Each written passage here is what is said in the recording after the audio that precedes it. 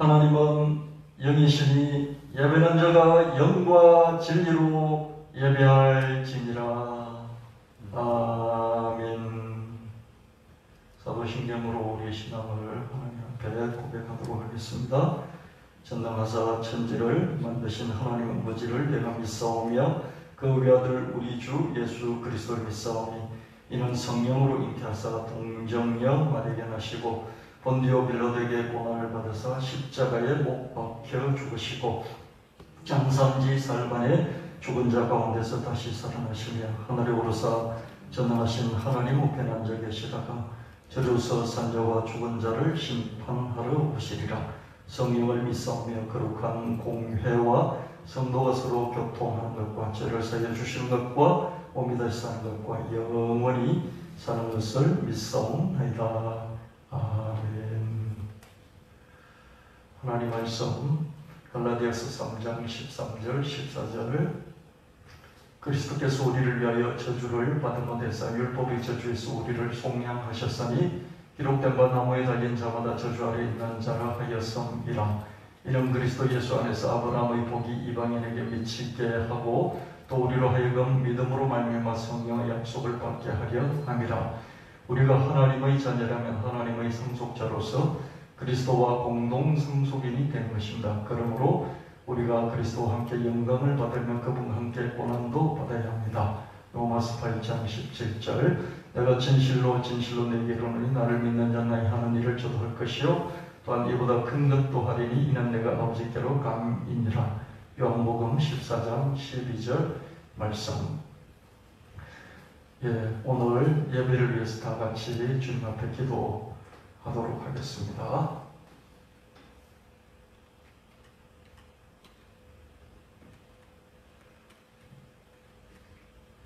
기도합니다. 이 시간 우주 성남한상을 참여하시고 경영하시는 주님을 찬양합니다. 이 땅에 사람으로 오셔서 죄와 죽음에서 우리를 구원하신 주님을 찬양합니다. 오직 주님의 먼저 주시는 은혜로 우리가 주님을 믿고 주님을 더 알아가게 해주셔서 감사합니다. 이 어려운 시대를 살아가는 우리 각자의 고단한 형편에도 불구하고 오늘 주님께 힘껏 예배 드릴 수 있어서 감사합니다. 그러나 우리 환경에 매몰돼 주님을 사랑하는 우리 마음이 희미해지고 주님을 믿는 우리 믿음이 약해진 것을 회개합니다.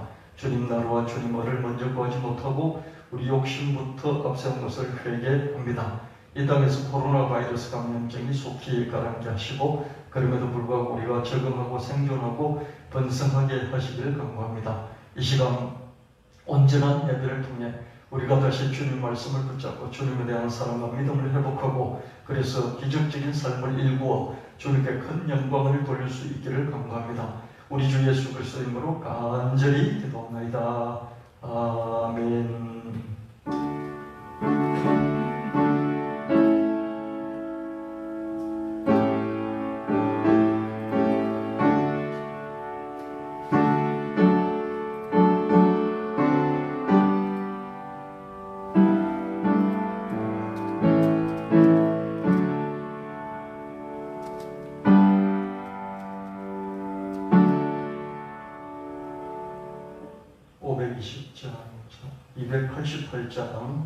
주님 앞에 찬송 드리시겠습니다. 288장입니다.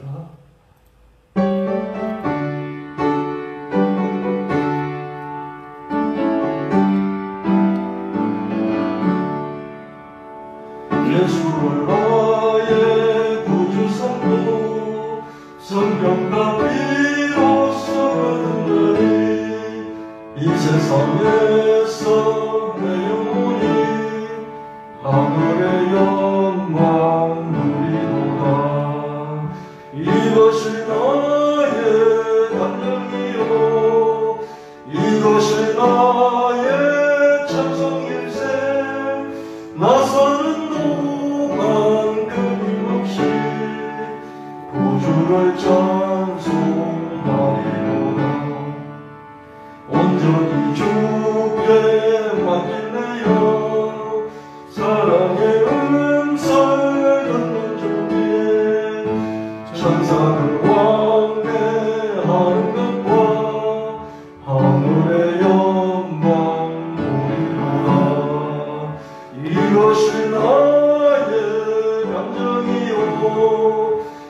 이것이 나의 찬송일세.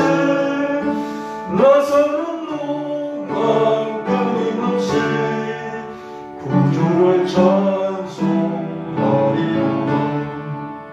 주 안에 기쁜 누림으로 마음의 풍랑이 전전하니 세상 나가는 강도 듣고 구속한 주만 보이노라.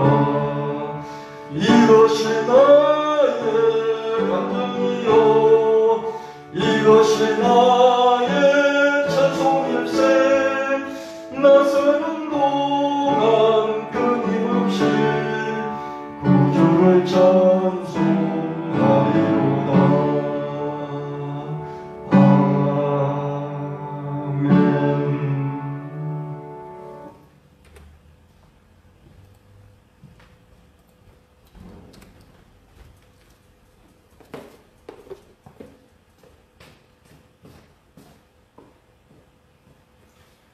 하나님 말씀 예레미야 1.5절 여호와의 말씀이 내게 임하니라. 이르시되 내가 너를 모태에 짓기 전에 너를 알았고 너가 배에서 나오기 전에 너를 성별하였고 너를 여러 나라의 선지자로 세웠노라 하시기로. 지금 예레미야 선지자에게 하나님이 말씀하시는데 예레미야 선지자는 지금 장년이 되었어요. 어른이 됐단 말이에요. 성년이란 말이에요. 그 성년이 된 예레미야에게 하나님 말씀하시기를 너가 너희 어머니의 태에서 만들어지기 전에 내가 너를 알았어. 너가 어머니의 배에서 나와서 이 세상에 태어나기 전에 너를 구별해서 열방의 선지자로 삼았어. 이렇게 말씀하십니다. 우리가 하나님을 알고 하나님을 믿기 시작하는 때가 나이가 들어서 그럴 수 있습니다. 어떤 사람은 30대, 40대, 50대, 60대, 심지어 70대에 하나님을 믿는 사람이 있습니다. 그러나 그럼에도 불구하고 하나님은 너를 모태에서 짓기 전에 알았고 또 구별해서 너에게 사명을 주었다. 이렇게 말씀하십니다. 내가 모태에서 만들어지기도 전에 하나님 나를 아셨고 내가 태어나기도 전에 하나님 나에게 사명을 주셨다. 하나님의 예정과 선택입니다. 내가 내 인생의 몫을 구체적으로 하루하루 1년 1년 살아가야 되겠지만 그러나 하나님이 내 인생의 큰 틀을 미리 잡아놓으셨다. 이런 말씀입니다. 여러분 하나님을 믿으면서 그때그때 살면서 필요한 것들만 달라고 채우고 처음받고 또 일상에서 살면서 또 필요한 것만 달라고 처음받고 사는 그런 신앙에서 우리가 벗어나서 큰 틀을 이해를 해야 됩니다. 하나님이 나를 예정하셨다. 선택하셨다. 그리고 내가 하루하루 내 인생의 몫을 살아가지만 큰 틀은 하나님이 설정을 해놓으셨구나. 그런 것을 여러분이 믿으면서 사셔야 믿음의 뿌리를 갖고 흔들리지 아니하고 잘 될 때도 못 될 때도 흔들리지 아니하고 어떤 경우에도 하나님 붙잡고 삶의 현장에서 남에게 꿀리지 않고 쫄지 않고 살아가게 되는 것입니다. 갈라디아서 1장 15절 16절 그러나 내 어머니의 태로부터 나를 택정하시고 그의 은혜로 나를 부르시니가 그의 아들을 이방에 전하기 위하여 그를 내 속에 나타내시기를 기뻐하셨을 때 내가 곧 혈육과 언어하지 아니하고. 사도 바울도 예레미야 선지자처럼 내가 모태에서 지원받기 전에 하나님이 나를 선택하셔서 예수 그리스도를 자기에게 나타나게 하시고 예수님을 전하게 하셨다. 사도 바울은 유대인 중에 유대인 몰수 유대인이었습니다. 그래서 예수님을 이단 사이비로 생각을 하고 신앙 종파로 생각하고 예수의 추종자들을 핍박하고 그들을 감옥에 가두는 그런 일을 한 사람이었어요. 종교적인 젊은 지도자였죠. 그런데 예수님이 사도 바울에게 부활하신 예수님 나타나신 것이었습니다. 그때 나타날 때는 어린애 때 나타난 건 아니에요. 어린애 때 나타난 건 아니지만 그때서 예수 그리스도를 믿고 깨닫기 시작했지만 그러나 모태에서 사도 바울이 만들어지기도 전에 하나님께서 사도 바울을 택하시고 예수 그리스도를 전하는 사도로 사명을 주셨다. 그렇게 고백하고 있습니다. 나이 못해서 하나님 나를 선택하셨고 또 내게 사명을 주셨다. 나는 그리스도 예수 안에서 선택이 됐고 그리스도 예수를 위해서 사명을 받았다. 나는 예수 그리스도와 연결되어 있고 예수 그리스도의 십자가 피로 더딥혀져서 거룩함을 입었다. 예수 그리스도 안에서 하나님 은혜가 늘 먼저다. 여러분이 10대 때, 20대, 30대 때 언제 예수를 믿었든지 하나님께서 여러분을 예정하셨고 또 선택하셨고 부를 때는 30대 부르고 50대 불렀을지라도 그러나 하나님께서 사명을 주셨다. 나는 하나님이 부르셨고 선택하셨을 뿐만 아니라 사명을 받은 자다. 사명을 받았기 때문에 나는 하나님이 예수 그리스도 안에서 나에게 주신 먼저 생각하신 나는 지금 믿은 것 같은데 하나님이 먼저 나를 아시고 먼저 나를 선택하시고 먼저 나를 사명을 맡겨주셔서 이루게 하신다. 그러니까 하나님이 먼저 하시는 모든 것을 은혜라고 합니다. 내가 알기도 전에 내가 깨닫기도 전에 그것을 나에게 먼저 미리 준비해 놓으신 모든 것 이것을 은혜다 이렇게 말합니다. 은혜가 뭐라고요? 그저 공짜 생각하지도 못했는데 예기치도 못했는데 상상하지도 못했는데 내게 어느 날 턱 주어진다면 그것이 은혜라는 거예요. 근데 지금 주어지는 것 같았는데 미리 오래전에 옛날에 내가 나기도 전에 먼저 나를 향해서 생각을 하시고 그것을 지금에서 주신다. 이런 거예요. 은혜는 이런 겁니다. 여러분 아기를 낳기 전에 아기를 위해서 이름도 주고 아기를 위해서 기저귀도 장만해놓고 아기를 위해서 이렇게 요람도 만들어 놓고 그러지 않습니까? 태어나기도 전에 어떻습니까? 태어나기도 전에 임신하기도 전에 부모가 생각이 많잖아요. 이 생각 저 생각 많이 하잖아요. 그 아이를 위해서 이런 게 은혜고 이런 게 예정이고 이런 게 선택인 거죠. 하나님이 우리를 그렇게 하셨다는 거예요. 사도 바울만 그렇게 하신 게 아니라 예레미야만 그렇게 하신 게 아니라 저와 여러분을 그렇게 하셨다는데 이것을 믿는 사람하고 믿지 않는 사람하고 차이가 납니다. 믿는 사람은 뭐냐면 어떤 경우에도 굴하지 않습니다. 꿀리지 않습니다. 주눅들지 않고 기죽지 않고 당당하게 살면서 하나님을 증거하는 삶을 살아가게 됩니다. 에베소서 1장 4절 7절 말씀 곧 창세전에 그리스도 안에서 우리를 택하사 우리로 사랑 안에서 그 앞에 거룩하고 흠이 없게 하시려 그 기쁘신 뜻대로 우리를 예정하사 예수 그리스도로 말미암아 자기의 아들들이 되게 하셨으니 이는 그가 사랑하시는 자 안에서 우리에게 거저 주시는 바 곧 그의 은혜의 영광을 찬송하게 하려는 것이라. 우리는 그리스도 안에서 그의 은혜의 풍성함을 따라 그의 피로 말미암아 속량 곧 제사함을 받았느니라. 우리를 선택했는데 모태에서 짓기도 전에 너를 알았고 출생하는 날이 하루도 되기 전에 너를 딱 구별해서 사명을 열방의 선지자는 사명을 주었다. 예레미야 선지자에게 하나님 말씀하신 것이잖아요. 예레미야 선지자가 나이가 들어서 딱 1살 때 이런 말씀을 해주신 게 아니고 어른이 되니까 이런 말씀하니까 한 번도 들어본 적이 없는 말을 하니까 받아들일 수가 없죠. 우리도 저와 여러분도 마찬가지예요. 이런 말씀을 못 믿는 거예요. 너가 있기도 전에 창세 전에 너를 예수 그리스도 안에서 예정하고 선택하고 예수 그리스도 안에서 하나님의 아들들이 딸들이 되게 하셨다. 흠도 없이 점도 없이 만드시려고 예수 그리스도의 십자가로 그 피로 죄를 사해 주셨다.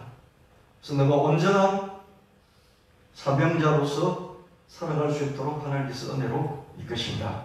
이게 이 은혜가 얼마나 황송한 거예요. 이런 은혜를 내게 주시다니 영광무지로소이다. 이 영광 감당할 수 없습니다. 찬송하지 않을 수 없습니다. 이런 고백이에요. 여러분 사도 바울의 이 고백이요. 나이 나된 것은 하나님의 은혜로 된 것이다. 내가 어머니의 모태에서 짓기도 전에 모태에 있을 때 이미 나를 택해 주셨다. 내가 예수님을 핍박하고 예수 믿는 사람을 핍박하고 저들을 잡아서 감옥에 집어 넣었지만은 그러나 하나님이 예수 그리스도 안에서 나를 예정하고 선택하신 거예요. 내가 그것도 모르고 지금까지 이렇게 살았지만 이건 내가 모르고 살은 것이고 하나님은 원래 나를 그렇게 예정하시고 선택해 놓으신 거야? 라고 당당하게 저와 여러분에게 신앙 고백을 하면서 또 에베소서 1장에 말씀하기를 창세전에 여러분을 예수 그리스도 안에서 하나님 예정하고 선택해서 하나님 아들 딸로 만드시고 흠도 없이 점도 없이 똑바로 서서 하나님의 자녀답게 일을 하게 하시려고 예수 그리스도의 십자가 피로 제사함을 주셨다. 이렇게 고백합니다. 여러분, 제가 이 말씀을 읽으면서요, 사도 바울이 참 뻥이 심하다 그런 생각을 했습니다.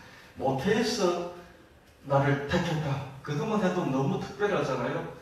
와, 사도 바울은 뭐길래 하나님이 어머니 모태에서 막 선택을 하셨을까? 이 생각하니까 사도 바울은 특별하고 역시 사도 바울은 달라. 나하고 달라. 그럼 나는 뭘까? 이러면서 우리가 기죽을 수 있잖아요.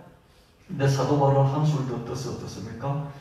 창세전에 이 세상 우주 삼라만상이 지어지기도 전에 하나님이 하나님 아들 말씀으로 천지를 창조하신 말씀으로 천지를 창조하시기 전에 예수님 안에서 나를 예정하시고 선택하셨다. 하나님 아들 딸로 예수 그리스도 안에서 이 말씀을 하는 거예요.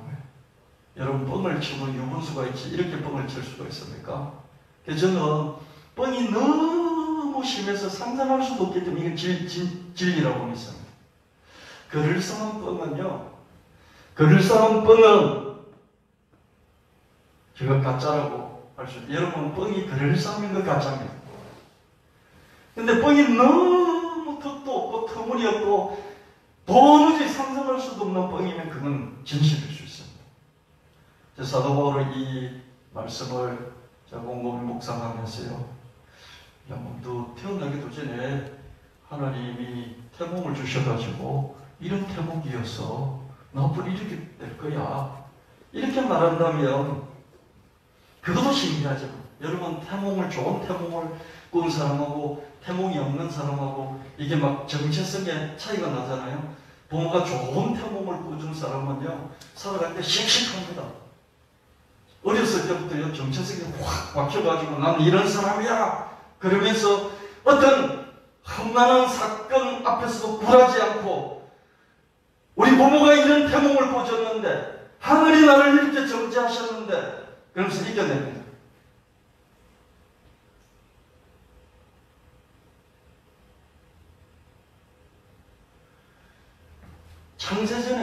창세전에 하나님이 나를 예정하시고 선택하시고 예수 그리스도, 천지를 창조하신 예수 그리스도께서 천지를 창조하시기 이전에 예수님 안에서 내가 예정되어 있다. 이 말씀 여러분 받을 수 있겠습니까? 감당할 수 있겠습니까? 이런 게 믿음의 뿌리입니다. 이런 믿음의 뿌리가 여러분에게 확고하게 잡혀 있어요. 기도했더니 하나님이 내 병을 고쳐주시고, 기도했더니 하나님이 내게 돈을 주시고, 기도했더니 이런 문제를 해결하고, 할렐루야! 이건 우리 인생에 살아가면서 하나님과의 이 관계 속에서 이루어져 가는 것들입니다. 그러나 그런 모든 것 이전에, 창세전에, 만세전에 예수 그리스도 안에서 하나님 나를 선택하셨다. 나에게 이미 사명을 주셨다. 그리고 온전한 하나님의 아들, 딸이 되게 하기 위해서 이 사명을 이루게 하기 위해서 예수 그리스도의 십자가 피로 나를 거룩하게 만들어 주셨다. 이것들 여러분들이 확고하게 뿌리로, 신앙의 뿌리로 붙잡고 어떤 경우에도 기죽지 않고 어떤 경우에도 졸지 말고 당당하게 살아가게 되시기를 예수님 이름으로 축원합니다. 예레미야 선지자니까, 사도 바울이니까 이런 말 절대로 하지 마시고, 이게 바로 나에게 주는 말씀이다. 모태에서 짓기 전에 너를 구별하였고, 모태에서 내가 태어나기도 전에 내가 너를 알았다 라고 말씀하시는 이 말씀, 이 예레미야니까 그렇지 나에게는 해당 안 된다.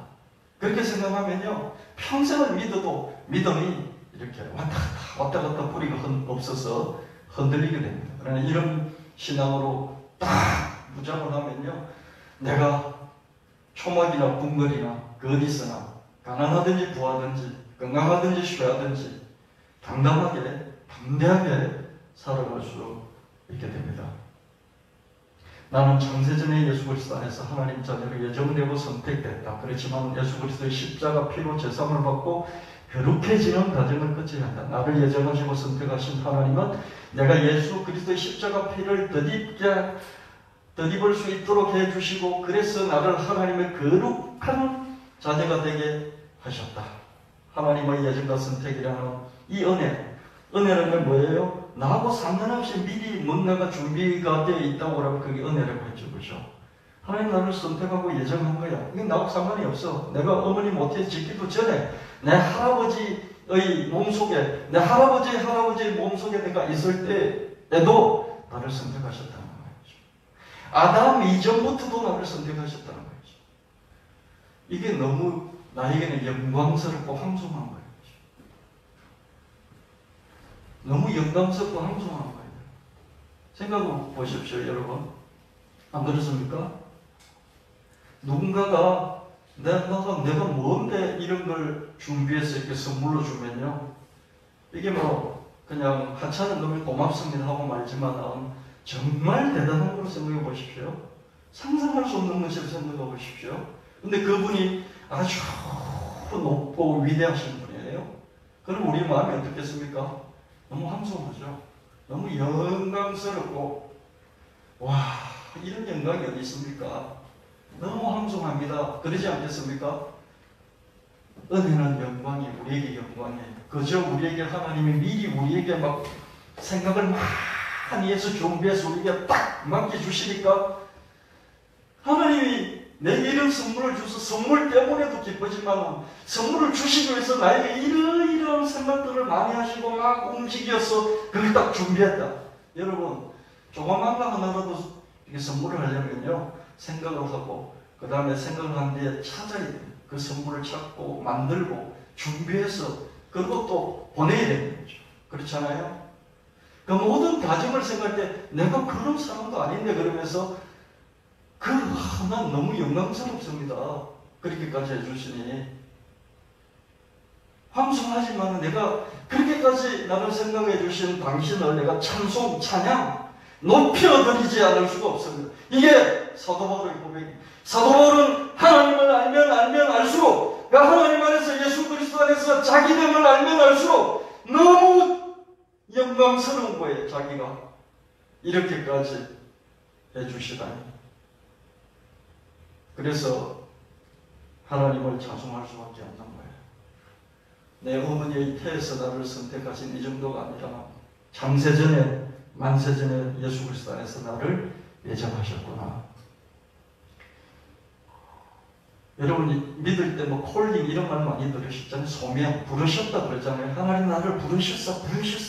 그러면서 거듭난 감정들 많이 하잖아요. 하나님 나를 불렀어. 이렇게 불렀어. 꿈에서 불렀어. 환상 중에 불렀어. 목사를 보내서 불렀어. 성경을 읽던 중에 불렀어. 전도지를 받아들고 마음에 감동이 왔는데 보니까 그 말씀이 나한테 막 부딪혀 왔어. 막 그러면서 간증하잖아요. 그런 것들을 혹하지 마시길 바랍니다.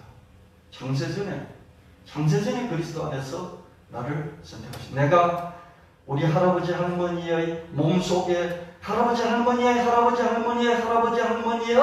몸속에 있을 때 그 이전에 아담 이전부터 나를 예수 그리스도 안에서 선택하고 예정하셨다. 그럼 너는 왜 예수님을 이제야 믿느냐? 그렇게 선택하고 예정하셨지만 나는 내 삶을 살아가면서 예수님을 몰랐던 것일 뿐이에요. 사도 바울이 한참 지나서 예수를 비판하고 예수 믿는 사람 그렇게 괴롭히다가 나중에 예수님을 만나서 예수를 믿게 됐잖아요. 그럼에도 불구하고 자기 태에서 하나님 어머니의 태에서 자기를 예정하고 선택하시고 창세전에 예수님 안에서 선택하셨다는 그 고백을 하는 것을 보게 됩니다.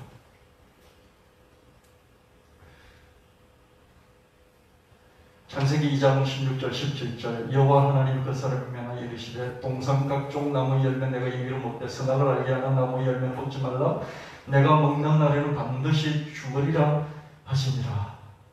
창세기 3장 6절 여자가 그 나무를 본즉 먹음직도 하고 보암직도 하고 지혜롭게 할 만큼 탐스럽기도 한 나무인지라. 여자가 그 열매를 따먹고 자기와 함께 있는 남편에게도 주매 그도 먹은지라. 로마서 5장 12절 그러므로 한 사람 아담 하와로 말미암아 죄가 세상에 들어오고 죄로 말미암아 사망이 들어왔는 이와 같이 모든 사람이 죄를 지었으므로 사망이 모든 사람이 이르느니라. 여러분 아담과 하와가 무슨 죄를 지었습니까? 죄 안 지었어요. 하나님하고 약속한 하나님 명령하신 것을 어겼습니다. 약속을 어긴 것 그 자체가 죄인 것이죠. 하나님과 약속을 했어요. 쌍방 약속을 했어요. 약속을 했으면 지켜야 되잖아요. 네 하고 싶은 대로 다 해라. 근데 이것만 하면 안 돼. 이것 하면 안 돼 하면 그것을 해버렸어요.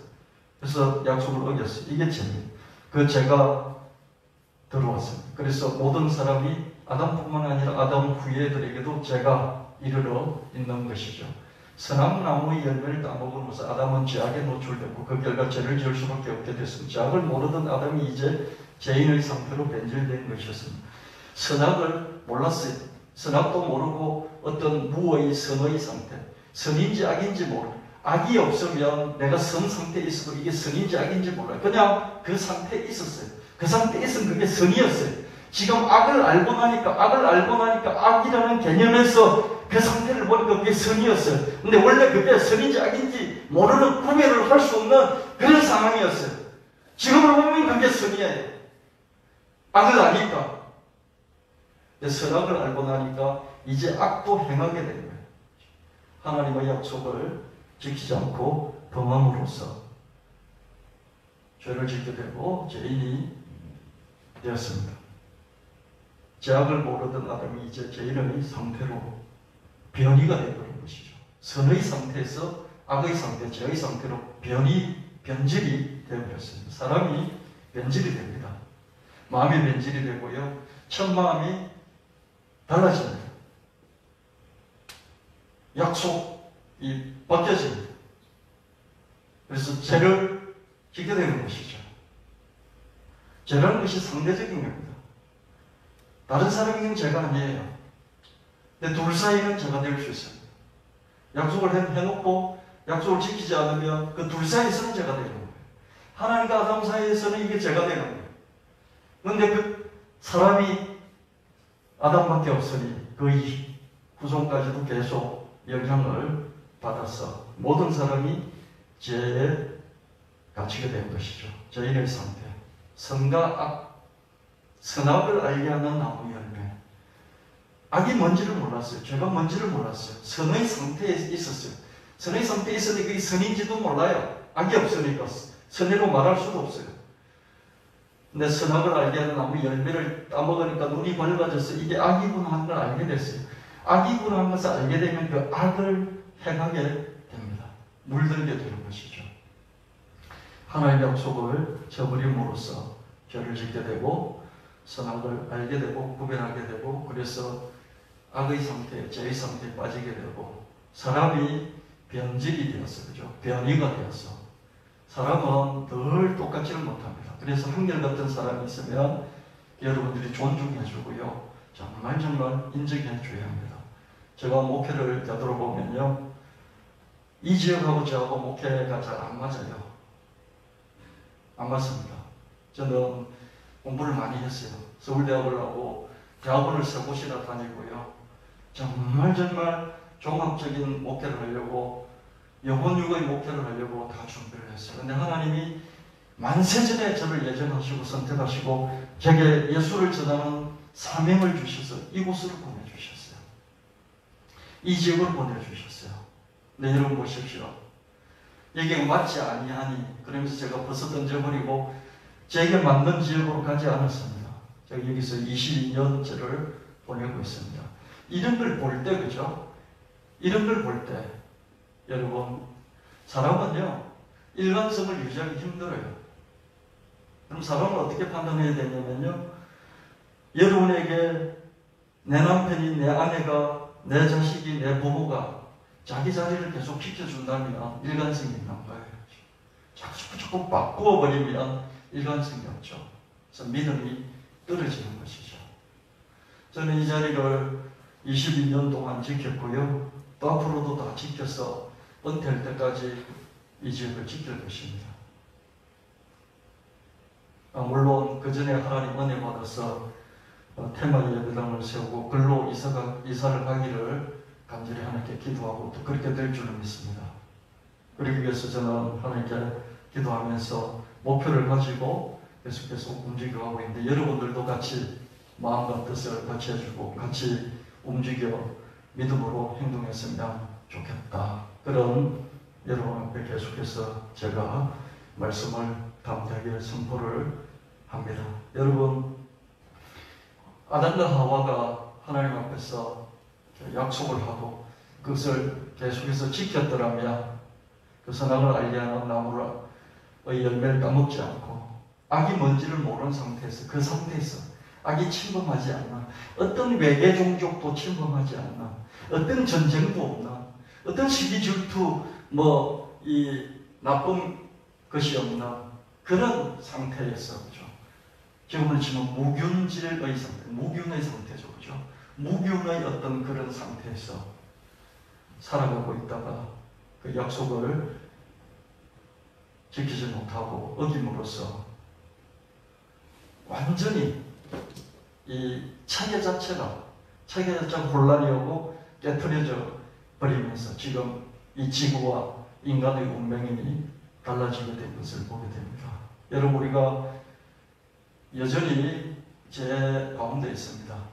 예수 그리스도로 말미암아, 믿음으로 말미암아 우리가 구원을 받았다 할지라도 제 가운데 있습니다. 그래서 온전한 약속을 지키기는 어렵습니다. 그러나 약속을 지키려고 애를 쓰고요, 주일 예배를 드리고요, 하나님 말씀을 듣고요, 또 주님 안에서 기도 생활을 하고요, 헌금 생활을 하고요, 그 꾸준하게 1년, 2년, 10년, 20년, 평생 중간중간에 흐트린 거 있을지라도 계속 일관성을 유지하고 나간다면 하나님 앞에서 참으로 복되고 충성된 그런 신앙인이 될 것입니다. 그렇게 평생 사시기를 축원하고요. 사람을 평가할 때 이 사람이 꾸준한가? 물론 시대의 변화에 따라서 변화할 수 있어야 됩니다. 시대의 변화에 따라서 변화해 나가는 것이지 본질, 뿌리, 그런 것들이 변하면 안 되는 것이죠. 그 사람을 평가할 때 꾸준한가, 한결같은가, 꾸준하기만 하고 한결같고 변화가 없으면 그것도 문제입니다. 시대에 따라서 변화를 해야 됩니다. 그러나 그 본질, 그 사람의 본질, 뿌리, 이것들이 계속해서 가고 있는지 보시고 판단하시는 거예요. 다른 사람의 판단에 흔들리지 마시고요. 어떤 사람을 평가할 때, 그죠? 여러분, 저는 하나님 앞에서 이렇게 부족한 것이 많이 있고, 주님 참 이것밖에 안 됩니다, 이런 고백을 합니다. 그럼에도 불구하고 하나님 내게 맡겨주신 이고, 저는 하나님 예정이라고 믿습니다. 하나님 선택이라고 믿습니다. 저는 그렇게 공부하고 다르게 쓰임받을 줄 알았어요. 근데 하나님 저를 여기 보내셨어요. 정말 이 지역하고 저하고는 안 맞는 지역이에요. 목회가 안 맞아요. 근데 저는 한 번도 이 길을 떠날 생각을 해본 적이 없어요. 하나님 주신 목회지다. 그래서 최선을 다하면서 지금까지 왔고요. 남은 사명도 감당하려고 합니다. 끝까지. 이런 면에 있어서 저는 하나님 앞에서 그래도 내 중심을 하신 하나님이 내가 이러니까 이것만은 인정해 주시고, 그래도 나를 창피하지 않게 해주시고, 그래도 나를 하나님이 낮추시되 밑바닥까지 낮추시지는 않고 복을 주셔서 하나님 일을 감당하게 하시는구나. 앞으로 하나님 복을 주시되 능력까지 주셔서 하나님 주신 사명을 완전히 완수하고 남음이 있도록 해주십시오. 이런 마음으로 주님 앞에 나아가고 있습니다. 여러분들도 여러분들도 여기 이 땅에 원해서 온 것이 아닐 거예요. 어느 날 그냥 와서 살게 됐어요. 어느 날 와서 살다 보니까 5년이 지나고 10년이 지나고 20년이 되고 30년이 되는 거예요. 하나님, 내게 주신 이 땅이 내게 맞지 아니할지라도, 이 풍토가, 이 문화가, 여기에 사는 거주민들이 내게 맞지 아니할지라도 하나님 내게 주신 이것을 끝까지 지키면서 여기까지 왔습니다. 하나님 이 중심을 내게 받으시고 하나님 복을 주시되 능력까지 주셔서 나와 내 자손이 하나님 앞에 유능하게 유력하게 쓰임받을 수 있도록 하나님 뿌리가 단단해서 흔들리지 않고 쪽팔리지 않고 기죽지 않고 쫄지 않는 그런 삶을 살게 하실 뿐만 아니라 능력을 주셔서 하나님께서 맡겨주신 건 완전히 감당하고도 남음이 있도록 해주세요. 이런 여러분 고백을 주님 앞에 드릴 때 주님께서 받으시고 반드시 여러분과 여러분 자손에게 그런 은혜를 베푸시게 될 줄 믿습니다. 그런 능력자들이 되시기를 예수님 이름으로 간절히 축원합니다. 창세기 3장 22절 24절 여호와 하나님이 이르시되 보라 이 사람이 선악을 아는 일에 우리 중 하나같이 되었으니 그가 그의 손을 들어 생명나무 열매도 따먹고 영생을 거하노라 하시고 여호와 하나님이 에덴 동산에서 그를 보내어 그의 거느의 땅을 갈게 하시니라. 이같이 하나님이 그 사람을 쫓아내시고 에덴 동산 동쪽에 그릇과 두루 도는 불칼을 두어 생명나무의 길을 지키게 하시니라. 아담과 하와를 이렇게 약속을 어기고 죄를 지으면서 변질이 되버리면 변이가 되니까 그죠? 쫓아내버립니다. 왜 쫓아냅니까? 이 무균 상태, 이게 선인지 악인지도 모르는 그런 악을 이제 알게 된 관점에서 보니까 이게 선이었어. 이 상태에서 아담과 하와를 그대로 둘 수 없는 거예요. 그대로 두면 이 상태 자체가 변질이 되거든요. 이 환경 자체가 변질이 되니까 그렇죠. 격리를 시켜야 되죠. 이해되십니까? 우리가 코로나 바이러스에 감염되면 어떻습니까? 격리를 시키죠. 그렇죠. 왜? 이 환경 전체가 망가지기 때문이죠. 그리고 여기에는 뭐가 있습니까? 이 환경에는 영원히 사는 생명나무가 있어요. 영원히 사는 생명나무가 있어요. 변질된 상태에서, 변이 된 상태에서, 죄인이 된 상태에서 이 생명나무 열매를 먹어버리면 어떻습니까? 변질된 게 영원히 가버릴 거예요. 좀비가 돼서 영원히 사는 것 같은 거예요. 그래서 하나님이 쫓아내버리고 격리시키고 그리고 혹시 또 담을 켜서 여기 들어올지 모르니까 생명나무 거기에 불칼 가지고 가장 강력한 천사를 보내서 지키게 하신 거예요. 하나님의 마음이 어떠신지 이해가 되십니까?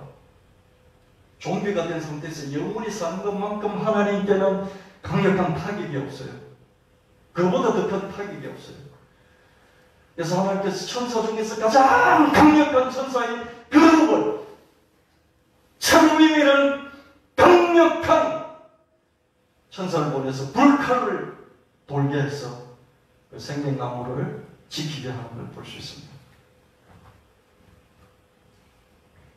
아담은 죄인의 상태다. 죄인이 생명나무 열매를 따먹고 영생은 어떻게 될까? 죄인 상태가 영원히 지속되는 것이다. 그렇다면 아담을 창조하신 하나님이 영원히 실패하시는 것이 됩니다. 영원한 죄인을 영원히 살게 하니까요. 흡혈 좀비가 영원히 산다고 상상해보라. 하나님은 아담이 죄인의 상태에서 생명나무 열매를 따먹지 못하게 막으셔야만 했습니다. 에덴 동산 동쪽에 그룹들과 두루두른 불칼을 두어 생명나무의 길을 지키게 하시니라. 여기서 저는 하나님의 마음을 읽어봤어요. 하나님이 얼마나 급하셨을까? 천사 중에 가장 강력한 무장 천사인 그룹을 파견해서 급파해서 두루두른 불칼을 휙휙 돌리면서 우리가 영화 같은 데 보면 전파 같은 게 이제 전파장벽, 그죠? 전파장벽은 뚫지 못하잖아요, 그죠? 그렇게 전파장벽을 이렇게 둘러치고 생명나무의 전파장벽을 둘러쳐가지고 누구도 침범 못하도록 그렇게 만들어 놓으신 거죠. 그 하나님 마음을 한번 생각해 봤어요. 하나님을 얼마나 철두철미하게 다급하셨을까? 쫓아내버리신 거죠. 저는 그랬어요. 아담과 하와가 죄를 지었으면 참 불쌍하잖아요. 그럼 그 안에서 살게 하시지 왜 에덴 동산에 쫓아버렸을까? 아니 짐승 잡아서 옷을 입혀주시고 따뜻하게 살아라 그러면서 짐승 잡아서 옷을 입혀주시면서 그 동산에서 쫓아버리시는 거예요. 하나님이 저와 여러분에게 환난을 주시고 고난을 주시고 어려움을 주시고 노동을 하게 하시고 진땀을 빼게 하시는 것은 가만히 두면 더 타락하기 때문이죠. 그래서 나가서 땀 흘리면서 죄를 덜 짓도록, 안 지을 수는 없지만 덜 짓도록 그렇게 돌리시는 거죠. 이게 하나님 뜻이 있는 거죠. 그래서 우리가 생명나무를 선택하고 예수 그리스도 안에 생명나무를 선택하고 거기서 계속 그 삶을 살 수 있기를 예수님 이름으로 축원합니다. 영화 킹덤이라는 영화가 있어요. 이 킹덤이라는 영화가 시리즈로 나오는데요. 전 세계적으로 한국의 좀비 영화로 보죠. 전 세계에 알려진 탁월한 세계적인 그런 영화인데요. 이건 컴퓨터 그래픽이라든지 이런 영상들이 아주 탁월하다고 평가가 나 있다고 합니다. 생사초라는 꽃인물이 나요. 생사초죠. 죽어 있지만은 살려주는 그런 꽃식물이라는 것이에요. 시신에 생사초를 이겨서 넣으면 말 그대로 시신이 다시 살아납니다. 그러나 혹독한 대가를 치러야 하는데요. 왜냐하면 생사초에만 기생하는 벌레알이 있어요. 생사초라는 그 꽃의 잎 뒤에 벌레알이 있는데요. 이 벌레알이 시신 안에 이겨가지고 시신 안으로 이렇게 이마 같은데 그죠? 침을 넣어서 그 안에 집어넣으면 이 유충이 이 알이 들어가서 유충이 되고 유충이 성충이 되어서 이 성충이요 시신을 조종을 이 성충이 돼가지고 머리 쪽 위로 올라가 뇌 위로 올라가지고 컨트롤 타워를 조종을 하는 거예요. 여러분 그 영가시라는 영화 보셨습니까? 영가시 같은 거예요. 조종을 하는 거죠. 여러분 바이러스가 그죠? 코로나 바이러스도 이 세상에 들어와서 저와 여러분의 뇌를 장악하고 조종하고 우리 몸을 장악하고 조종하고 있는지도 몰라요. 그죠? 어느 정도는 그게 사실일 것입니다. 완전한 사실은 아닐지라도요. 자기들이 살려고 우리 몸을 조종하는 것이죠. 우리가 우리 뜻대로 사는 것 같지만 이런 작은 미세먼지 같은 미세먼지 같은 이 벌레의 바이러스에 우리가 조종을 당하면서 사는 것이죠. 밤이면 시신들이 마을을 돌며 사람들을 덮쳐서 피를 빨아먹고 피를 빨아먹힌 사람들도 전염이 돼 좀비가 된다는 조승판 좀비 이야기인데요.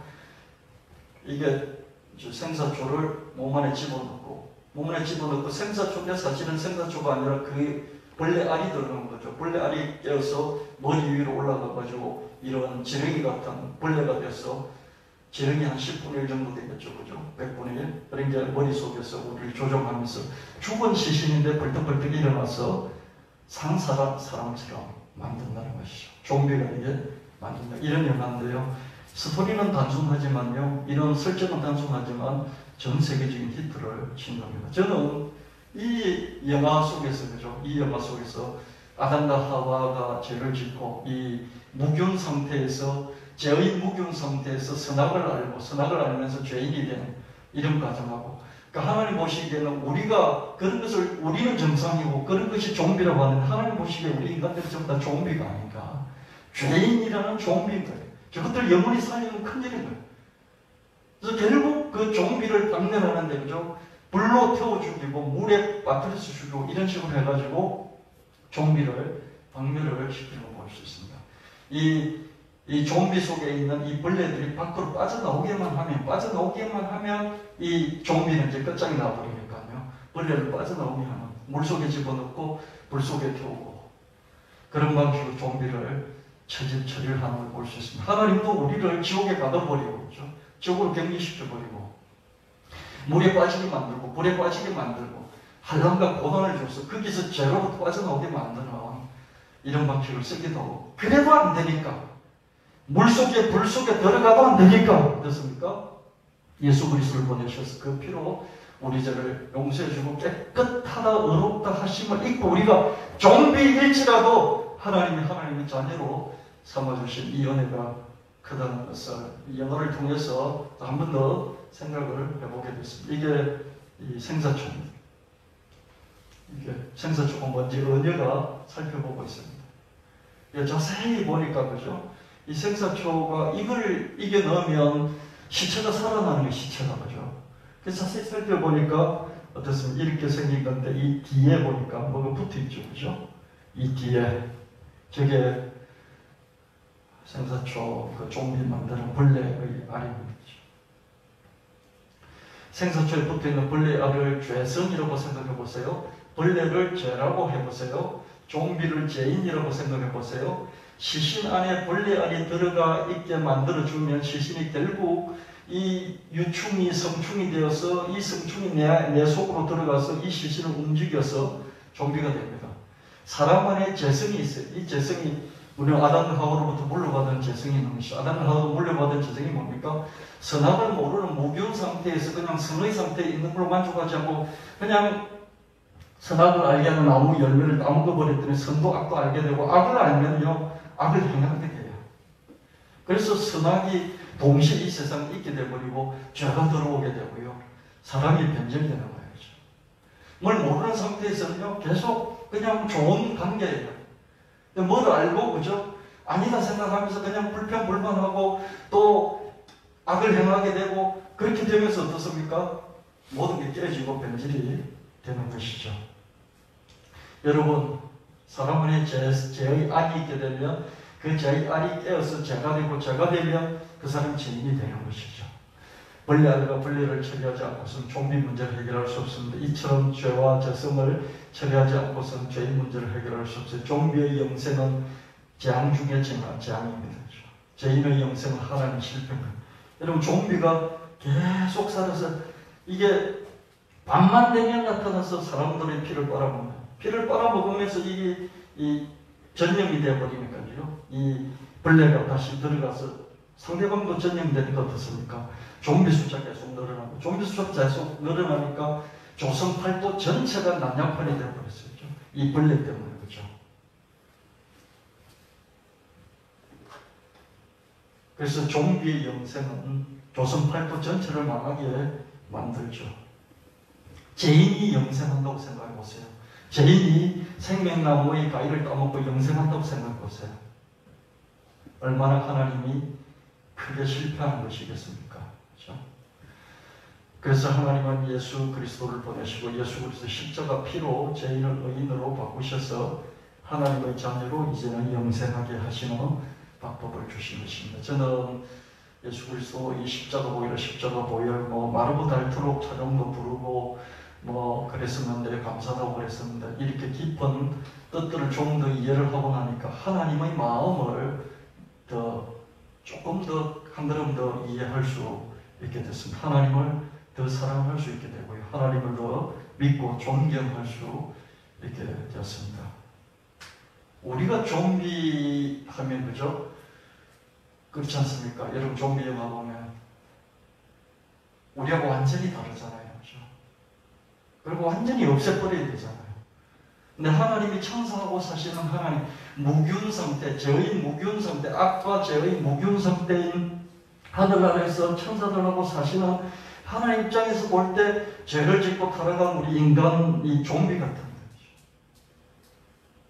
그래서 영원히 없애버려야 되는데 영원히 없애버리면 하나님이 실패하시는 거니까 영원히 살게 해야 되는데 좀비 상태로 영원히 살게 할 수 없으니까 하나님이 선택하신 자기 아들을 보내시고 아들의 무균 상태, 죄로부터 악으로부터 무균 상태의 피를 좀비들인 우리에게 발라서 우리를 의롭다 하시는 이 방식으로 우리를 만세전에 창세전에 우리를 선택하신 우리를 다시 거룩하게 만드셔서 하나님의 자녀로 하나님의 일꾼으로 복귀시켜 주시는 걸 볼 수 있습니다. 할렐루야. 아들나리 이름 예수라라. 이는 그가 자기 백성은 그들 죄에서 구원하실 자이심이라 하니라. 법을 따라 그의 모든 물건이 피로서 정결하게 되나 피 흘림이 없은즉 사함이 없느니라.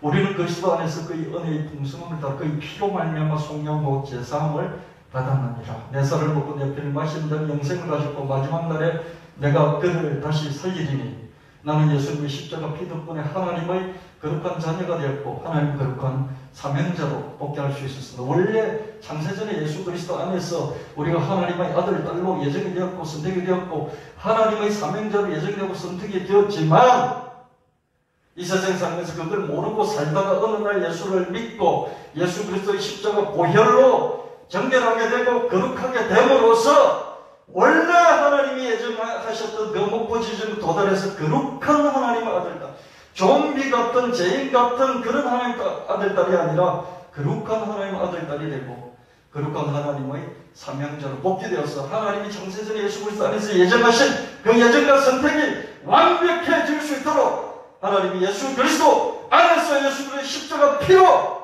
연결시켜 주신 이 모든 것들을 우리가 그 과정을 지나고 있다는 것을 깨닫게 됩니다.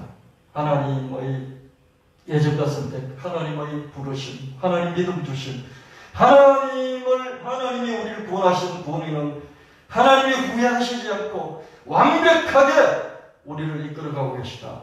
그걸 믿으시고 주님을 붙잡으시고 주님께 더욱더 영광을 돌리시는 저와 여러분 되시기를 예수님 이름 축원합니다. 나는 사명자다. 나는 하나님의 아들, 딸이다.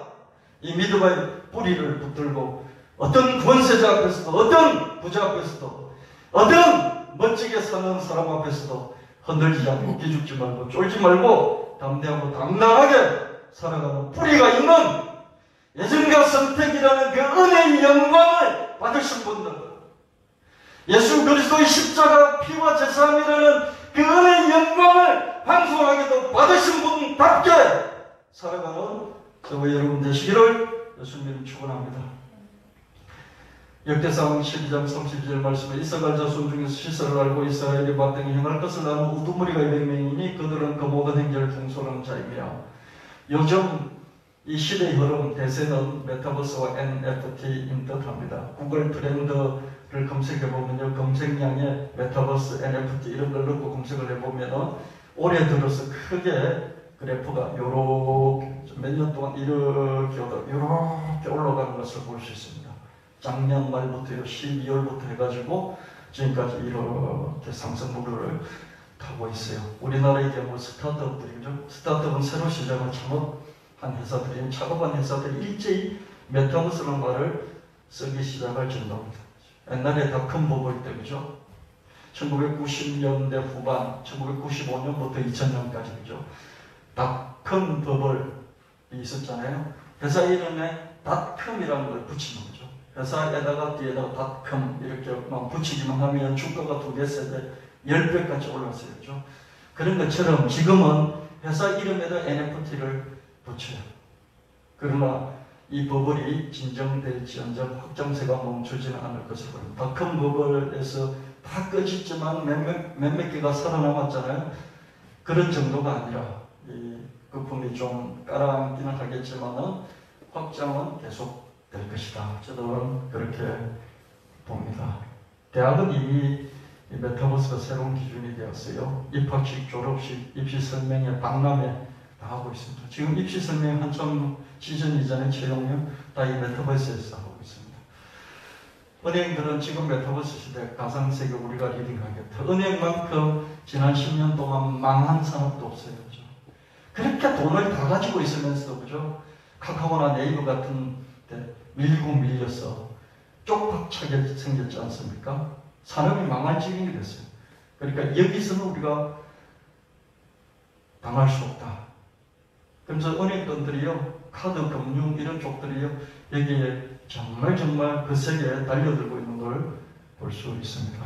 가상모델 루시 요즘 신문방송에서 많이 나오잖아요. 그죠? 그래서 메타버스 기업과 업무 협약을 하기도 하고요. 매출을, 이런 모델이, 가상 모델이 매출을 10억씩, 100억씩 올리는 시대가 됐지 않습니까? 가상 모델을 쓰니까요, 어떻습니까? 스캔들도 없고요. 아무런 문제가 없는 거예요. 근데 효과는 커요. 이렇게 쓰는 가상 콘서트가 옷 팔고 또 대리로 옷을 입어보고 이런 메타버스 활동들이 계속 일어나고 있고요. 현대차는 메타버스 테마파크를 열었고요.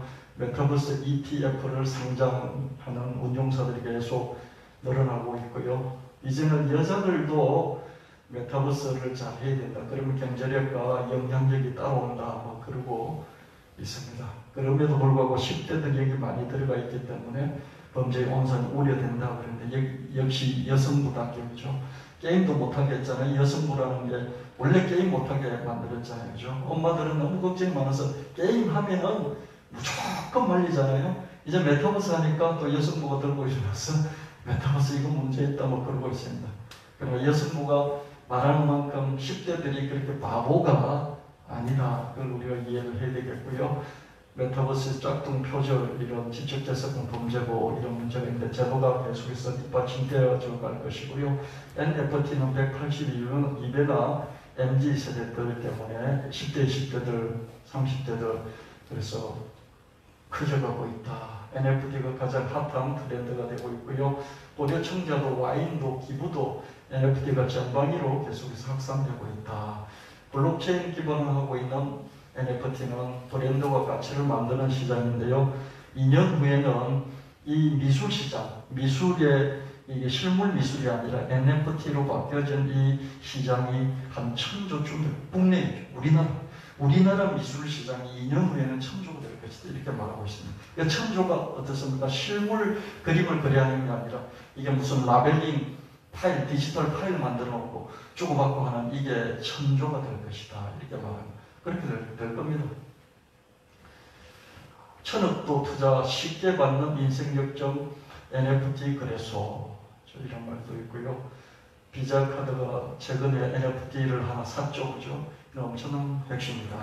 여러분 현대백화점 뭐 신세계 이마트 이런 거인 줄 아는 어느 날 오픈마켓, 옥션, 그죠? 지마켓 이런 게 등장하면서 어떻게 됐습니까? 다 이렇게 전자상거래로 바뀌었지 않습니까? 지금 전자상거래가 훨씬 많잖아요. 백화점에 이런 거보다도 그죠? 안 그렇습니까? 온라인이 더 많죠. 그죠? 근데 앞으로는 이런 전자상거래가 생겼듯이 이런 메타버스에서 그죠? 메타버스에서 NFT라는 이 디지털 아트라든지 디지털 이런 아이템들을 사고 파는 이 시장이 계속해서 커질 것이다. 이렇게 보고 있습니다. 비자카드 같은 경우에는 이걸 냄새를 맡고 이제 최근에 뛰어들었죠. 뱅크시 웹사이트를 통해서 가짜 NFT 3억 9천만 원을 팔렸다. 해킹돼서.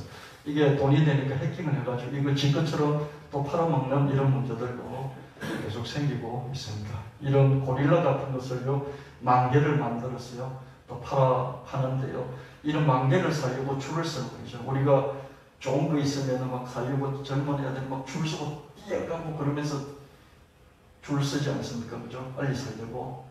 요것도 그죠? 만개 판다 그러면 한 100만 명 몰리는 거예요. 1000만 명 몰리는 거예요. 줄 서서 사는 거죠. 지금은 엔터테인먼트 LF 마켓플레이스 이런 것도 나오기 시작했고요.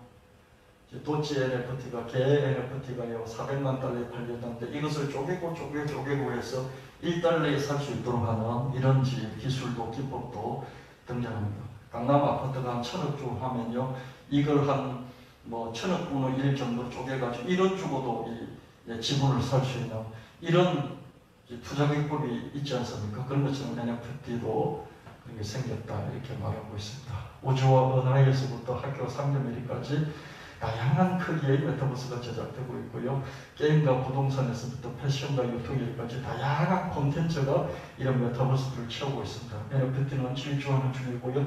자고 일어나면 새로운 이야기의 새로운 스토리의 NFT가 만들어지고요. 일주일 단위로요. 새로운 거래소들이 계속해서 만들어지고 있어요.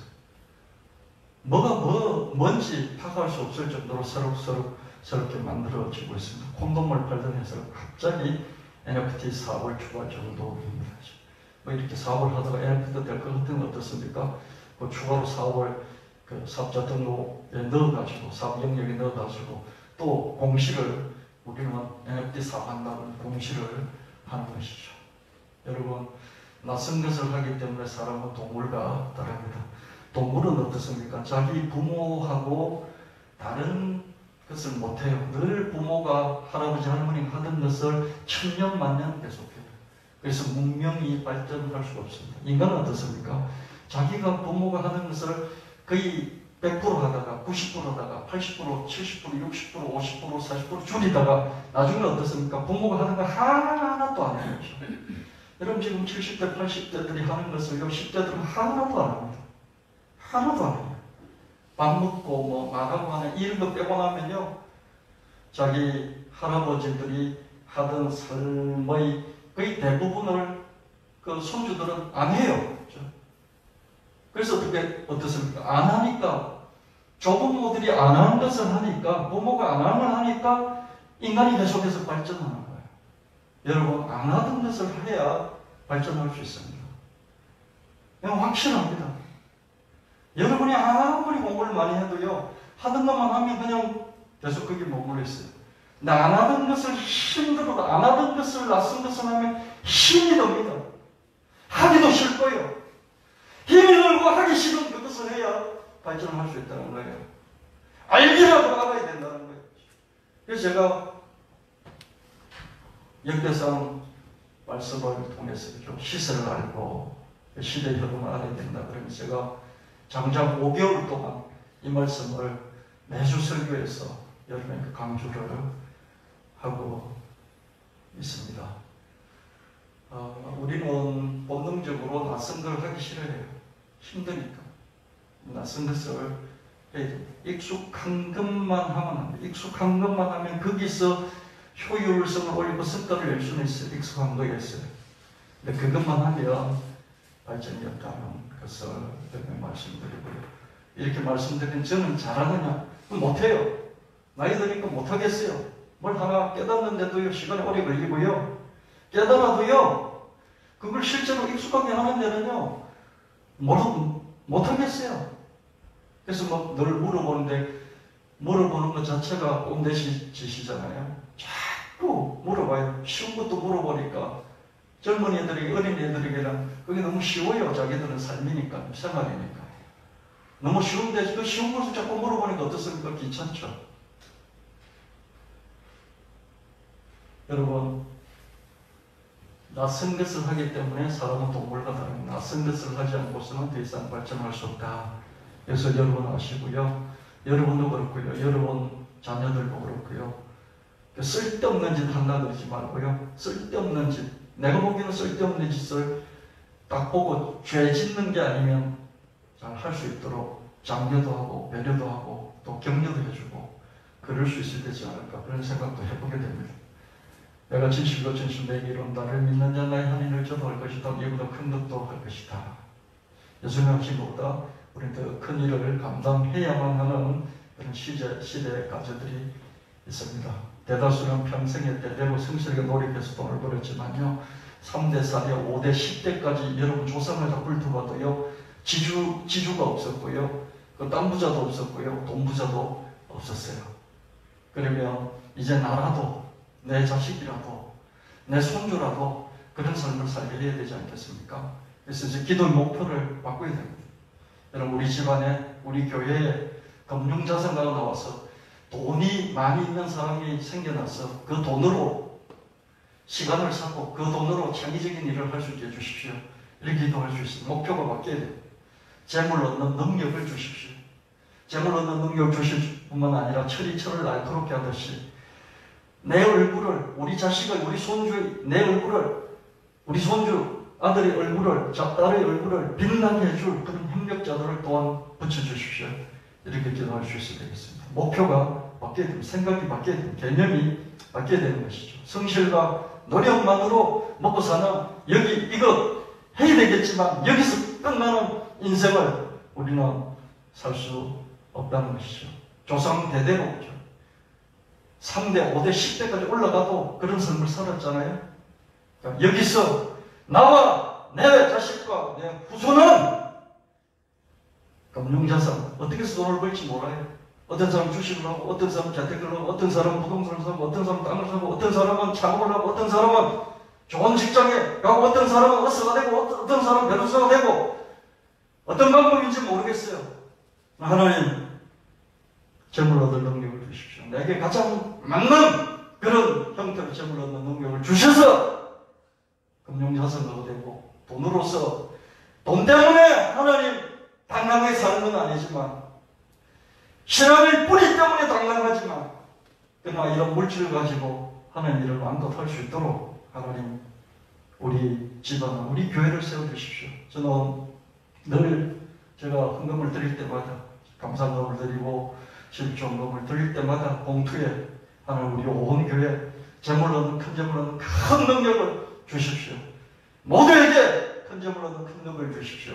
이렇게 기도하고 있습니다. 할렐루야! 여러분들 기도 목표가 그렇게 되어서 이제 근근히 유지하는 게 아니라 하나님 맡겨주신 사명을 감당하고 남음이 있는 그런 저와 여러분 되시기를 예수님의 이름으로 축원합니다. 진실로 내게 이르노니 무엇인지 매면 매일 것이고 풀면 풀릴 것이다. 우리에게 이런 권능이 있다는 것을 여러분 믿으시고요. 할 수 있거든 무슨 말이냐? 못할 것이 없다. 내게 능력 주시는 예수 그리스도 안에서 나는 모든 것을 할 수 있다. 이런 신앙의 고백. 할 수 없다고 믿는데 뭘 할 수 있겠습니까? 할 수 있다고 믿어도 안 되는 경우가 많이 있는데요. 그렇죠? 할 수 있다고 안 믿는데 할 수 있는 게 뭐가 있겠습니까? 할 수 있다고 믿어도 안 되는데요. 안 되는 경우가 많이 있는데요. 난 할 수 있습니다. 이 신앙 고백을 무슨 주문 외우듯이 외우는 것이 아니라요. 믿음으로써 우리 삶에 이것이 중심이 되어서 우리 삶을 견인해 나가게 되시기를 예수님의 이름으로 축원합니다. 하나님 아버지, 오늘 말씀을 통해서 예정과 선택, 하나님 예수 그리스도 안에서 우리를 향하신 거룩함, 사명, 또 하나님 이 시대를 분별하며 하나님 주신 사명들을 이루기 위해서 능력자가 되는 영적인, 인적인, 물질적인 능력자가 되어서 뜻을 이루는 모든 말씀 주셔서 감사합니다. 이 말씀 붙들고 믿음으로 승리하게 하여 주시옵소서. 현재 내 형편에 매여서 이것이 나의 믿음이 되지 않게 하시고 하나님 믿음이 되게 하시고 하나님 편에서 바라보는 그런 믿음의 소유자들이 다 되게 하여 주시옵소서. 현재 우리가 기도하는 한 사람 한 사람 기도하는 기도들이 전부 다 응답되어지고 하나님 안에서 유능하고 유력하게 쓰임받도록 축복하여 주시옵소서. 예수님 이름으로 간절히 기도합니다. 아멘. 찬송 그러시고 주님 앞에 예물 드리는 시간 갖도록 하겠습니다.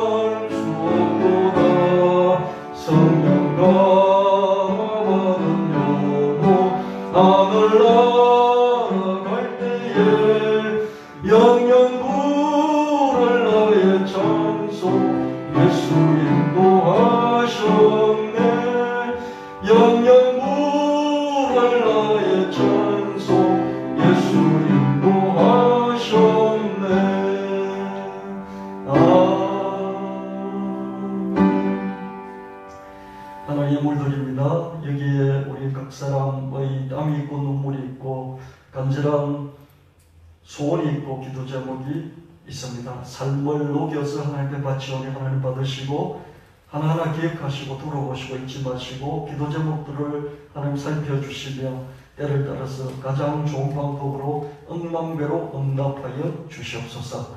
하나님 아버지, 우리 한 사람 한 사람 삶의 현장에서 최선을 다하고 성실을 하고 하나님 참으로 힘써서 일하되 지혜를 주시고 또한 새로운 것에 도전하여서 큰 재물을 얻는 큰 능력 얻게 하시고 큰 능력을 얻어서 큰 재물로 하나님께 크게 섬김 쓰임받을 수 있도록 축복하여 주시옵소서. 하나님, 기도하는 기도 제목들이 있습니다. 하나님, 더 이런 저런 문제들 해결하기 위해서 기도하는 기도 제목들이 있습니다. 하나님, 응답하여 주셔서 놀라운 하나님의 사람들로 한 사람 한 사람 쓰임받게 하여 주시옵소서. 코로나19 이 사태로 하나님 주변 사람들이 확진이 되기도 하고 어려움 중에 있기도 합니다. 어떤 경우에도 하나님 지켜주셔서 이 사태를 능히 이겨나가고 극복하고 오히려 번성하고 번창할 수 있도록 복의 복을 다하여 주옵소서. 예수님 이름으로 간절히 축복하고 기도합니다. 아멘.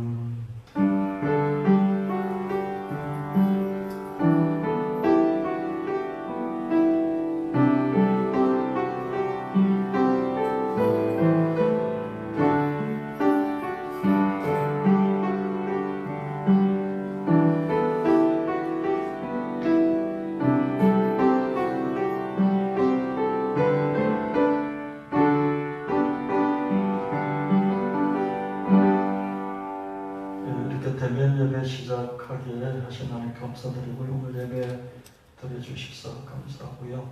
또 각자의 위치에서 예배위원으로 또 섬겨주셔서 감사합니다. 다음 주부터는 대표 기도자도 준비하셨어요. 대표 기도를 드려주시면 감사하겠습니다. 멀리서 또 우리 천봉재 집사님 부부가 오셔서 같이 예배드리는 너무 감사를 드립니다. 하나님께서 은혜를 많이 주시기를 바랍니다. 다 같이 일어나셔서 623장 찬송 들고 축복을 하시고 기도하심으로 예배를 마무리하겠습니다.